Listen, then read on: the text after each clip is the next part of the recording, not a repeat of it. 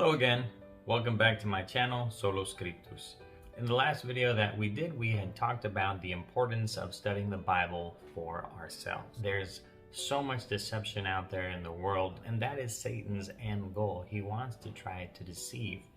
And that is why it is so important that we base everything that we believe on the Bible.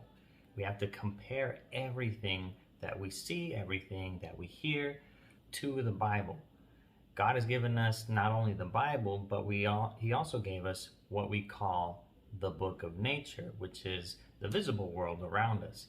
Everything that we can see and touch and hear with our five senses, all of that stuff, that is meant to point us back to God, that is meant to teach us a little bit about God, who He is, what He's like. But obviously, the main source of information that God has given us to be able to learn and to know about Him is His Word, the Bible. Many people are unsure of what the Bible teaches. They have heard one thing or they have heard another from family members, from friends, from pastors, from online preachers, videos, etc.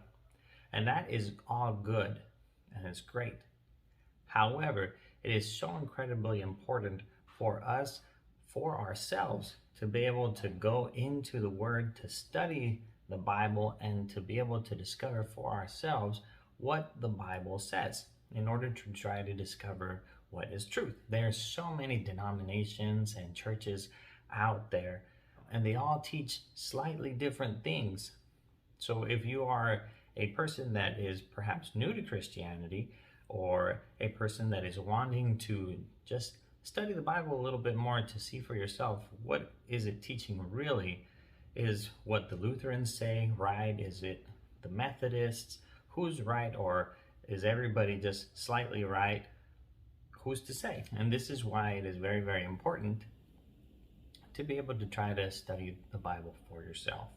Some of the things that we had said that can help us to be able to study the Bible for ourselves include, number one, the Bible. You need that. Number two, you should have a Strong's Concordance with the Greek and Hebrew. Number three, you should have a regular concordance, or what we would call a topical concordance, to help look at verses that are all connected to a specific topic. And number four, a notebook to be able to write down some of your notes, some of the discoveries that you've made. I personally myself like to make a lot of my notes in the margins of my Bible. Some people like to have a notebook that they set aside and use as they study their Bible. Now, before you begin any Bible study topic, it is incredibly important that you set those intentions to be able to let yourself be open to what God is trying to teach you.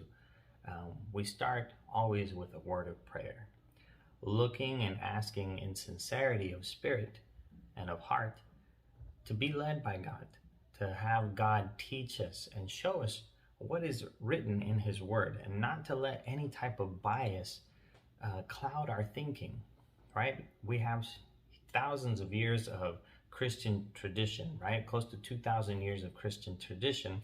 And a lot of churches base their teachings and beliefs on traditions. And sometimes those traditions are not in harmony with what the Bible teaches. Therefore, we have to go back to the Word. We have to go back to the Bible and study what the Bible teaches. What is it that it actually says? This is why we had that Protestant Reformation about 500 years ago. The motto of the Reformers was Sola Scriptura, which is where the name of this channel is derived from. We want to be able to figure out, what does the Bible and the Bible alone say? God actually calls us to come and reason together with Him. He is looking for us to come and to be able to discuss things with Him. So now that we're done with our recap of our previous videos, we are going to now jump into the very first book and the very first chapter of the Bible. We are starting with the book of Genesis. And the name Genesis, if you look it up, it just means the origin or the beginning. Now, the book of Genesis talks to us about the origin or the beginning of our planet. It starts with the creation of our planet, and the Bible tells us how our planet came into being, who created it, how long it took. Now, there are a lot of people that take the book of Genesis and they read it just like it would be a story. And we don't actually sit down and study it and ponder the things that are being said to us or that are being told to us when we read the Bible. It is so incredibly important for us to be able to study Genesis because Genesis lays the foundation for the entire Bible. Everything that comes afterwards is based off of Genesis. And the biggest and most important building block that is laid on the foundation in Genesis is right there in Genesis chapter 1 and verse 1. In the beginning, God created the heavens and the earth. And that in itself is an incredibly powerful verse and a powerful statement. First, it establishes that at the very beginning of the time of this planet, God created the heavens and this earth. And that now leads to a very, very important question. Who is this God that the Bible is all about?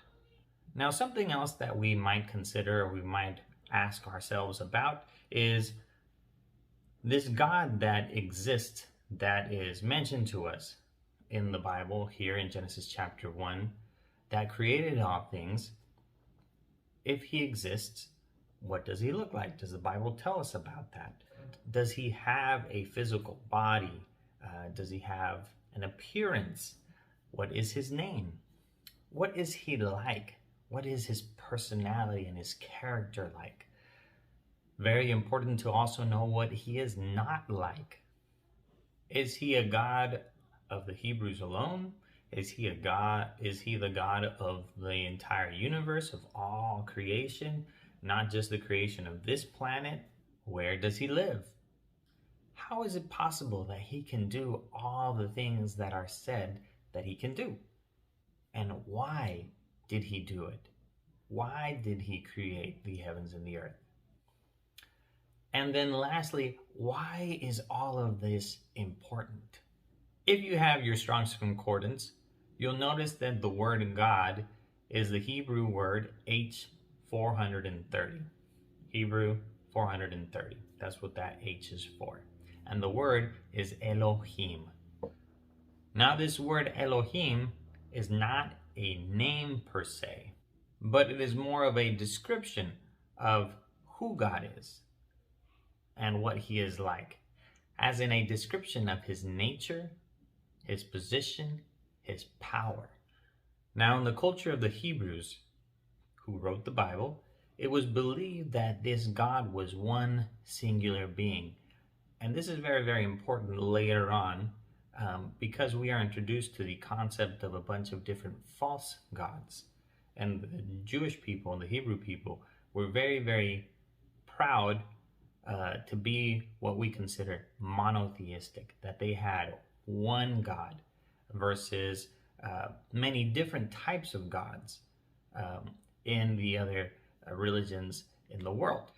However, many Christians today that study the Bible and study the scriptures look at the Hebrew word Elohim and notice that it is considered a plural word.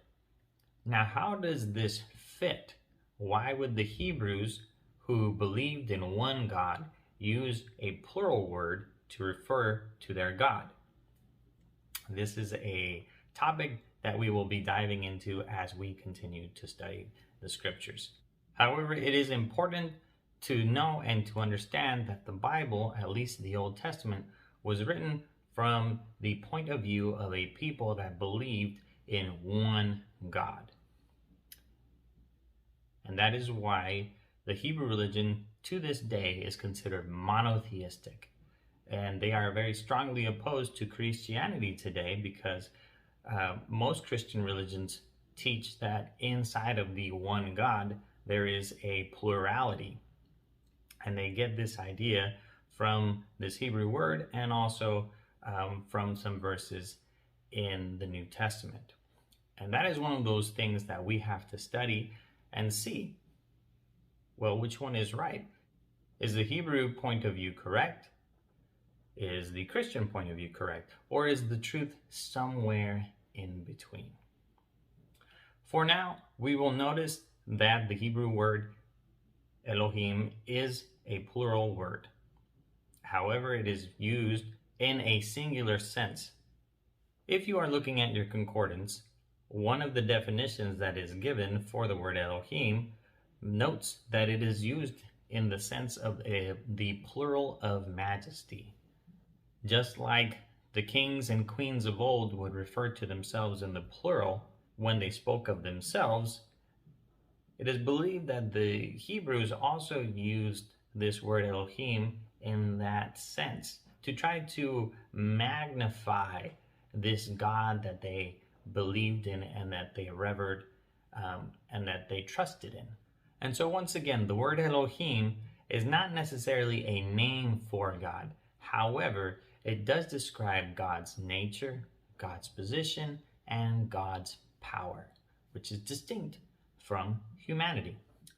In our next lesson, we will jump into some of these ideas of monotheism and polytheism. We will also look at the Spirit of God, and we will also try to figure out where Jesus fits into Genesis chapter 1. If you are making notes in your notebook, it is helpful to create a table where we list on one side, on perhaps the left-hand side, some of the ideas and some of the beliefs that we were taught or that we heard or that are just popularly known, and list them on the one side. And then we're going to go ahead and on the right-hand side be able to see if we can find biblical support for them. Are there verses that clearly teach this or that logically lead to this idea or conclusion? Or perhaps is this idea or belief falling more in the lines of tradition? We will continue to study together and try to find these verses and go step by step. Thank you very much, and we'll see you in the next video. God bless.